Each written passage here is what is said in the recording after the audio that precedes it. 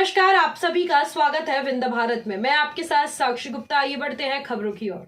रीवा लोकसभा से कांग्रेस प्रत्याशी नीलम मिश्रा की जीत सुनिश्चित करने के लिए कांग्रेस पार्टी द्वारा जिले की कार्यकर्ता बैठक नाम से कार्यकर्ताओं का सम्मेलन जवा से लगे पथरौड़ा में किया गया, जिसमें कांग्रेस के प्रदेश अध्यक्ष जीतू पटवारी, पूर्व प्रदेश अध्यक्ष अरुण यादव और राज्यसभा सांसद विवेक तनखा सहित उम्मीदवार एवं जिले और तराई अंचल के कांग्रेस के कार्यकर्ता, पदाधिकारी और समर्थक शामिल हुए। अपने संबोधन में जीतू पटवारी ने कार्यकर्ताओं में उत्साह का संचरण करते हुए इंडिया गठबंधन की सरकार बनाने के लिए कांग्रेस उम्मीदवार नीलम मिश्रा को विजयी बनाने का आह्वान किया। श्री पटवारी ने कहा, कांग्रेस सरकार ने जनता को शिक्षा का अधिकार, सूचना का अधिकार, भोजन का अधिकार, गांवों में श्रमिक वर्ग को गांव में ही रोजगार गारंटी योजना के माध्यम से हर परिवार को वर्ष में 100 दिन के काम का अधिकार दिया और आगामी 4 जून के बाद बनने वाली इंडिया गठबंधन की सरकार द्वारा गरीब बहनों की आर्थिक स्थिति सुधारने के लिए प्रतिवर्ष 1 लाख रुपए तथा स्नातक तक पढ़ाई कर चुके बेरोजगार युवकों को 1 लाख रुपए प्रति वर्ष देने का काम प्राथमिकता से करेगी। इसलिए नीलम मिश्रा को भारी मतों से विजयी बनाने के लिए सभी कांग्रेस जन एवं शुभचिंतक पूरी ताकत से लग जाएं। अरुण यादव ने अपने संबोधन में कहा, कांग्रेस ने देश के विकास और गरीब हटाने के लिए बहुत कारगर प्रयास किए, लेकिन विगत 10 वर्षों में रंगा और बिल्ला की सरकार ने देश की तबाही के उपाय किए। बेरोजगारी और भ्रष्टाचार चरम पर है, लेकिन इस पर रंगा बिल्ला कभी चर्चा नहीं करना चाहते।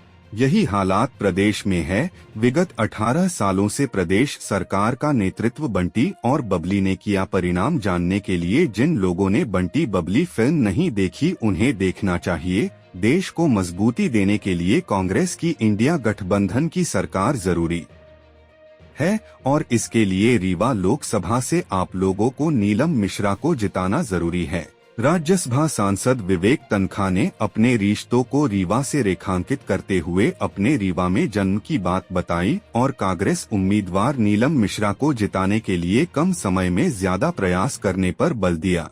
कार्यक्रम में प्रमुख रूप से उम्मीदवार नीलम मिश्रा के साथ पूर्व विधायक सुरेंद्र सिंह बन्नाराम, गरीब वनवासी शीला त्यागी सहित कांग्रेस नेता प्रदीप सिंह पटना, रमेश पटेल, अरुणा तिवारी, गिरीश सिंह, ब्रिजेंद्र पांडे, चक्रधर सिंह, तरुणेंद्र द्विवेदी, जिला अध्यक्ष इंजीनियर राजेंद्र शर्मा, जवा ब्लॉक अध्यक्ष धानेंद्र द्विवेदी, डभौरा ब्लॉक अध्यक्ष अरुण सिंह पिंटू सहित बड़ी संख्या कार्यकर्ता, पदाधिकारी एवं कांग्रेस शुभचिंतक उपस्थित रहे।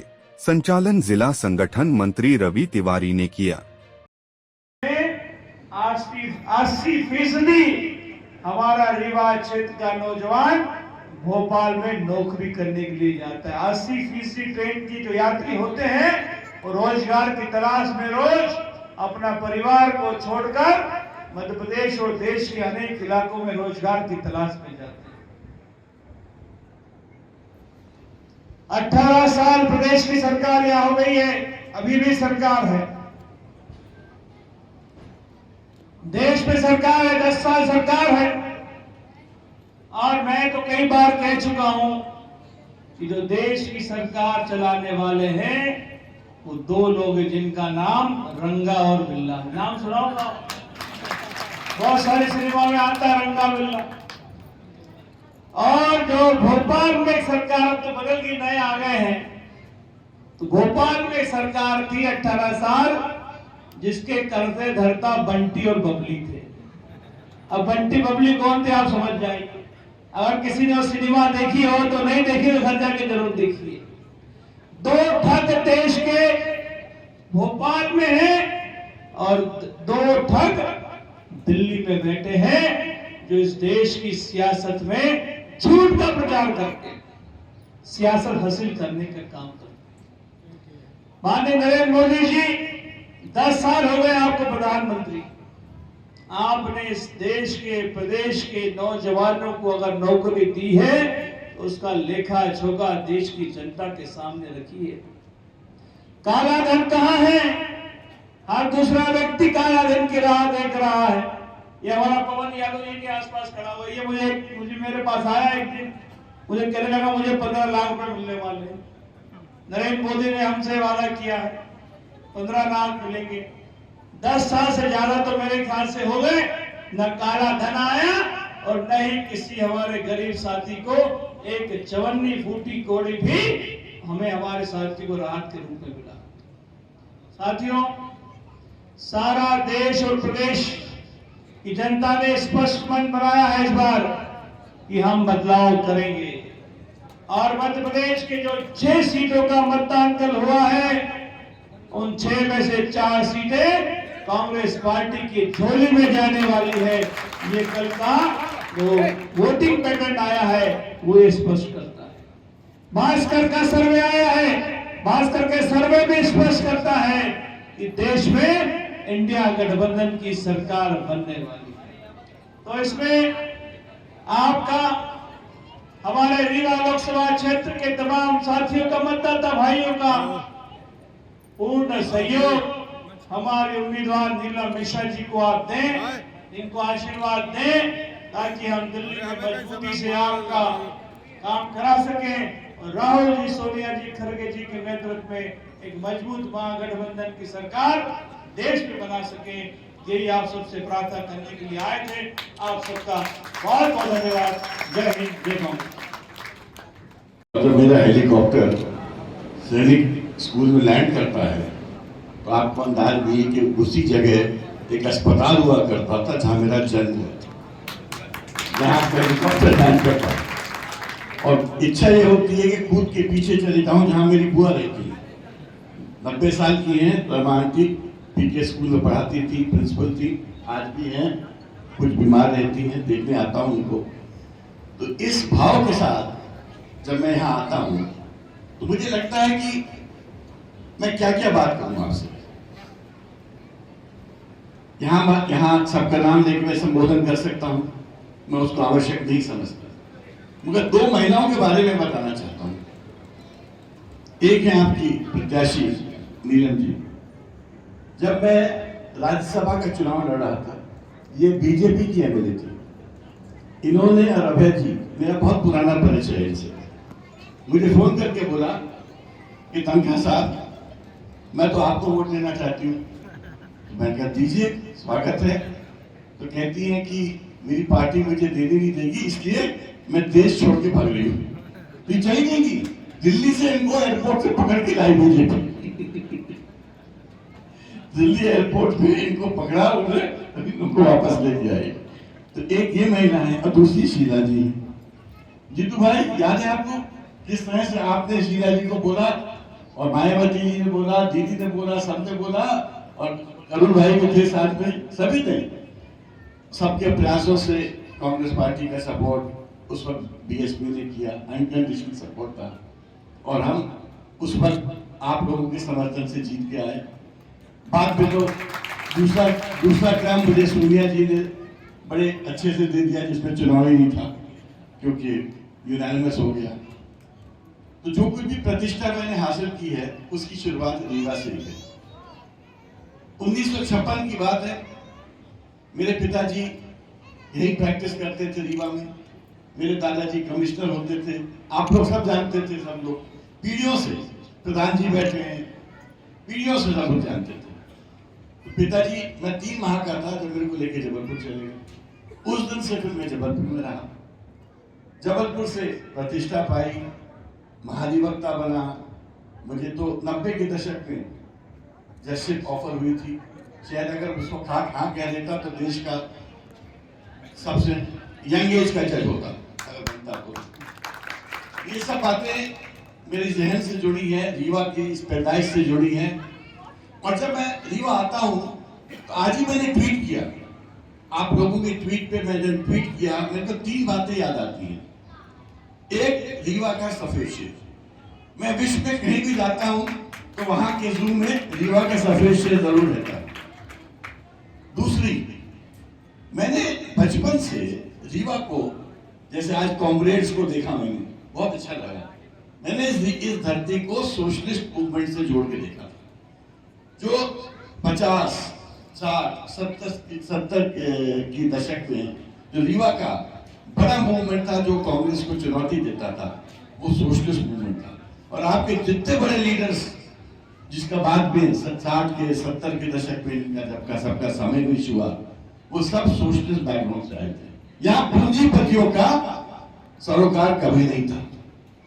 रीवा पूंजीपतियों से एक प्रकार से नफरत करता था, बहिष्कार करता था।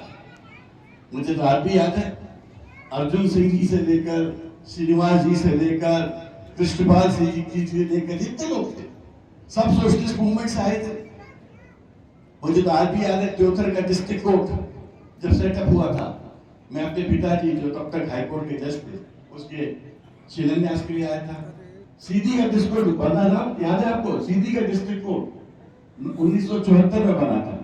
उस वक्त भी अर्जुन सिंह जी और मेरे पिताजी जो जज थे, हम लोग साथ में आए थे। तो रीवा और रीवा संभाग और सीधी, इस पूरे संभाग से मेरा बहुत नाता है। इसलिए मैं रीवा के बारे में अक्सर प्रश्न पूछता रहता हूँ पार्लियामेंट, अक्सर। और शायद हो सकता है, मुझे नहीं मालूम, आपके सांसद से ज्यादा प्रश्न मैं अनुरोध करता हूँ, लंबी बात नहीं करते। अब मैं भी किसान का बेटा हूँ आप जैसा ही। मेरे पिताजी भी ऐसे गेहूं बोते हैं, आलू बोते हैं, लहसुन बोते हैं, प्याज बोते हैं। जो मेड़ की लड़ाई होती है ना, कोई खेत एक चास थोड़ा हाथ ले तो उससे बात भी करते हैं कि भैया आपके इतनी जमीन है, मेरे पास छोटे छोटे खेत हैं। जो आपके दर्द को मैं जीता हूँ। मैं कांग्रेस पार्टी की जैसे ही सरकार बनेगी, कितने ने बिना डरे बताना है, डरना नहीं और शर्माना भी नहीं। मैं, हमारे पिताजी हर साल केसीसी लोन लेते हैं, जो किसान क्रेडिट कार्ड का सरकार का लोन हम हर साल लेते हैं। कितने लोगों ने लोन लिया, जरा हाथ ऊंचा करो, करो ईमानदारी से यार, सबने लिया है। जो नहीं कर रहा है झूठ बोल रहा है। सबके 2 लाख तक के माफ, याद रखना है। जैसे ही पंजे की सरकार बनेगी, कितने परिवार के लोग चाहते हैं 3100 के गेहूं का दाम मिले, हाथ ऊंचे करो। कितने 31-3000 रुपए से ऊपर गेहूं के दाम मिलेंगे पंजे को जिताओ आप, घर घर बोलो। ये बहनें बैठी है, शिवराज सिंह चौहान जी ने कहा था कि बहना चिंता मत करना, चुनाव पहले मेरे पास 1000 है। कितनी बहनों को मिल रहे हैं 1000? जरा हाथ ऊंचे करो। कितने को मिल रहे हैं? आपको मिल रहे हैं। और किसको मिल रहे हैं? करो करो, झूठ नहीं बोलना, करो। 4-3 जने और भी होगी, 30 होगी। फिर इन्होंने कहा था चुनाव बाद 3000 देंगे। आपकी भी पत्नियां, बहनें, परिवार की हमारी माताएं, आप भी सारी कांग्रेस की नेता सुन लो सब। कांग्रेस पार्टी ने ये निर्णय लिया है, क्रांतिकारी निर्णय, कि जब तक बहन का, महिला का, आदि आबादी का आर्थिक सुरक्षा नहीं होगी, तो हम बरोबरी के स्केल को नहीं बना सकते, एक स्तर नहीं ला सकते। हर बहन को जो गरीब है 8500 रुपया पर महीने, 1 साल का 1 लाख। याद रखना, घर घर जाके बताओ। इधर विंद में परिवार के लोग बहुत बच्चों को पढ़ाते हैं, कोई इंदौर भेजते हैं, जबलपुर भेजते हैं, भोपाल भेजते हैं, फिर इधर इलाहाबाद भेजते हैं, अहमदाबाद, अलग अलग जगह जाते हैं, दिल्ली भी जाते हैं। यहाँ के तो पढ़े लिखे लोग हैं भाई। हर ग्रेजुएट बच्चा जिसको नौकरी नहीं मिली, उसको 8500 रुपया पहली पक्की नौकरी, साल का 1 लाख रुपया। याद रखना है, ये कांग्रेस पार्टी एक विजन के साथ देश को हमेशा से बनाया। हमने भोजन का अधिकार दिया, शिक्षा का अधिकार दिया, सूचना का अधिकार दिया, हमने करप्शन के अगेंस्ट सारी लड़ाइयां लड़ी। अब हम किसान को समर्थन मूल्य, एमएसपी, जो पहले से पता होना चाहिए कि गेहूं किस भाव में मिलेगा, किस भाव में हमारी फसलें बिकेगी। किसान को याद रहना चाहिए कि मैंने ये फसल लगाई तो इतनी इनकम तो कम से कम होगी। ये कानून लेके आ रही है। मैं इतना ही कहता हूँ, बातें बहुत सारी है, पर इन बातों की ज्यादा से ज्यादा घरों में ले जाए, समय कम बचा है। इस बार रीवा की जो इंटेलिजेंस की रिपोर्ट आई है, वो ये कह रही है कि जनता परिवर्तन के मूड में है। बीजेपी इधर उधर के आभा मंडल बना रही है, पर हमको गठवा जीतेगी। पर कैसे जीतेगी? इस नारे के साथ, जात पे न पात पे मोहर लगेगी। एक साथ बताओ, जात पे न पात पे मोहर लगेगी। ये भावना बननी है। कांग्रेस इधर के तो नहीं बोले, जात पे न पात पे मोहर लगेगी। ये भावना बननी चाहिए। मैं फिर से आएंगे हम आपके पास, पर इस दृढ़ निश्चय के साथ कि इस ब्लॉक से ब्लॉक अध्यक्ष सारे हैं हमारे यहाँ, हमारे समाजवादी पार्टी के, आम आदमी पार्टी के, सीधे इंडिया गठबंधन के सभी साथीगण, सारे ब्लॉक अध्यक्ष आ जाओ। सब परिवार के साथियों से मेरा अनुरोध है कि पूरी जान छोड़ देना। चुनाव भाभी नहीं लड़ रही है, चुनाव हम सब मिलकर लड़ रहे हैं। सही है कि गलत? चुनाव हम सिर्फ सब मिलकर लड़ रहे हैं। जरा हाथ ऊंचा करो। हम सब प्रत्याशी